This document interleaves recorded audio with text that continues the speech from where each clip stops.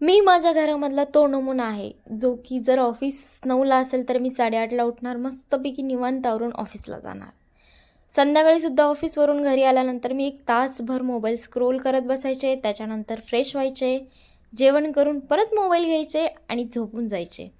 माझ्या घरामधले ऑलमोस्ट सगळेजण म्हणायचे लग्नानंतरचं कसं होणार, काय होणार, हिच्या घरून आम्हाला 100% कंप्लेंट्स येणार. बट लकीली तसं काही झालं नाही. आता तर सगळ्यात आधी मला माझं घर क्लीन लागतं, जिथल्या वस्तू तिथं लागतात. असे चेंजेस प्रत्येकाच्या लाईफमध्ये होतातच. असा टर्निंग पॉईंट सगळ्यांच्या लाईफमध्ये येतोच. माझ्या लाईफमध्ये तो आलेला आहे. तर आज घरी आल्यानंतर ना धने पावडर मला बनवायची होती, कारण धने पावडर संपली होती आणि या महिन्यात मी ती काही भरली नव्हती, कारण की माझ्या घरामध्ये ऑलरेडी धने होते. सो धने पावडर वगैरे बनवून घेतली. त्यानंतर स्वयंपाक बनवला आणि जेवताना तर भाई मला हे तारक मेहता लागतंच लागतं.